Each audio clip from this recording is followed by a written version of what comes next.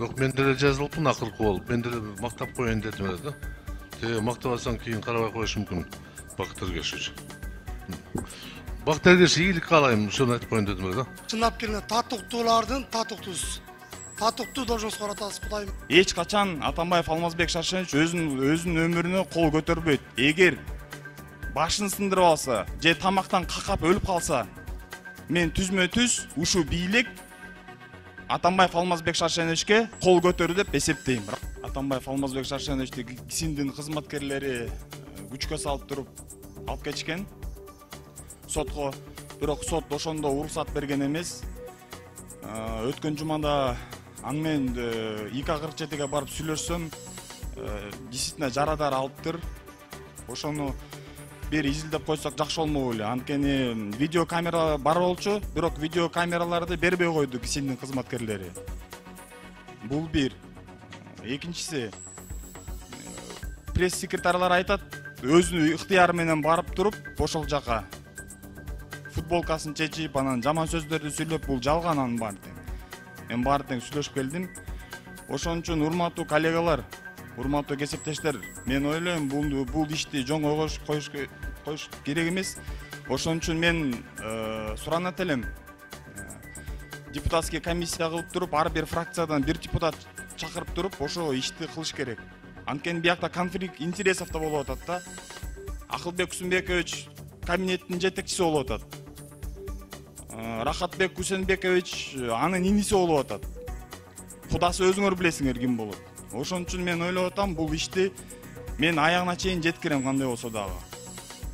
Кээ бир коллегаларымна ачык айткан жок, бирок кээ бирлер тиги соцсет тармактардан жазды. Ошолорго ыраазычылык билдирем. Орусча айткандай, у них есть яйца, да, они яички. Рахмат. Дагы мен айтат элем, бир жумадан кийин дагы башка түрмөгө которот да. Балки Молдовановко болобу же Петровко болобу. Анан кийин анын өмүрүнө коркунуч бар.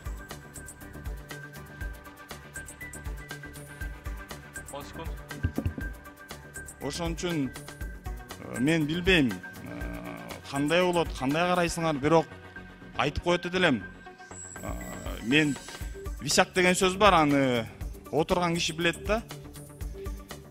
Эч качан Атамбаев Алмазбек Шаршенович өзүнүн өмүрүнө кол көтөрбөйт. Эгер башын сындырып алса, же тамактан какап өлүп калса, мен түзмө-түз ушул бийлик Атамбаев Алмазбек Шаршеновичке кол көтөрдү деп эсептейм. Шенин фракциясы Жакышев, урматтуу депутаттар, урматтуу төраган орунбасары, Бактырге эң биринчиден сизди куттуктайм. Сиз эми айыл чарбандагы мыйзамды да элдин көйгөйүн жакшы билесиз. Чындап келгенде татыктуулардын татыктуусу. Татыктуу должен соратасыз Кудайым буйрса. Татыктуу иштейт деп мен ишенем да. Анан урматтуу депутаттар, урматтуу кесиптештер, мен сиздерден бир эле суранычым бар да. Эми Бактыр Кешүүчкө суроолорду бербей эле, наоборот, бир добуш көтсөк. Бул киши суроону барго, баарды бүтүр точкасына чейин билет. Бул киши билгенде айыл чарбасын, бул киши билгенде мыйзамды, бул киши билгенде анча жетекчилер билбейт. Анан көрчү макул десеңиздер, мен ошо сунушум добушка эле коелу, добуш менен Бактыр Кешүүчү узат койсок. Рахмат, урматтуу